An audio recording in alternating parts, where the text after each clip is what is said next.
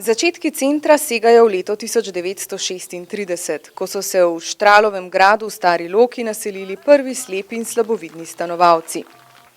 Leta 1979 so se preselili v dom na zdajšnjo lokacijo, ki se po novem ponaša s senzoričnim parkom. Park za čutila predstavlja predvsem vsem slepim in slabovidnim zelo pomembno možnost otipa raznih predmetov iz narave, iz okolja, ki jih sicer videči vidimo, oni pa jih le vidijo z otipom.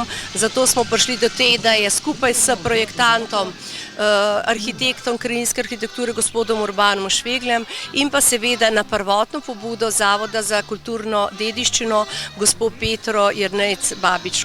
Obema seveda zahvala, da smo do te realizacije resnično prišli. V vzhodnem delu obstoječega parka centra so uredili zaznavna območja, ki so namenjena vidu, sluhu, tipu, vonju in okusu. Želimo in upamo, da bo to druženje ne samo za naše stanovalce, ampak tudi za vse občane Škofje Loke, za otroke iz bližnjih vrtcev in pa seveda tudi za učence kot en del učne poti, kateri smo seveda pripravljeni tudi organizirano popeljati in voditi.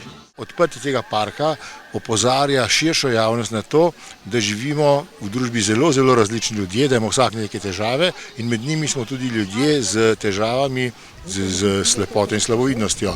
In kadar se poskrbi za nas, kadar se poskrbi za vse ljudi, ki imamo take različne težave, je v tej družbi prijetno živeti. Jaz sem že pred mnogimi leti tukaj začel svojo rehabilitacijo, zato se rad vračam in sem vesel, da se ta dom tako lepo razvija in obnavlja in sledi sodobnim korakom pri tem varstvu. Predsednik Veber obenem opozarja na mačehovski odnos države do slepih in slabovidnih. Mi še vedno nimamo, čeprav je že 8 let uzakonjena, celovite rehabilitacije slepih in slabovidnih. Še vedno smo zelo skromno opremljeni s pripomočki, z medicinsko-tehničnimi pripomočki za slepe in slabovidne. Še vedno je med slepimi izjemno veliko nezaposlenih, čeprav jih ni malo, ki imajo zelo zanimivo in visoko izobrazbo. Še vedno smo nekako na robu družbe, nas naša država, naša politika preslabo prepoznavata in nam preredko stopita nasproti.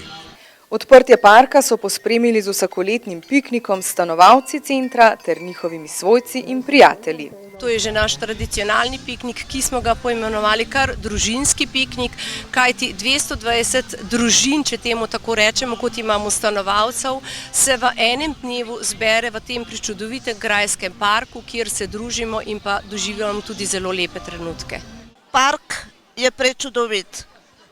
Ne glede na to, da smo del parka morali pustiti občini za njene potrebe, pa smo potem pridobili toliko večjo kvaliteto parka, za kar smo res hvaležni in upamo vsi, da bomo lahko ta park čim večkrat na lastne oči opazovali, spremljali razvoj parka in se veselili vsake nove pridobitve v tem parku še naprej.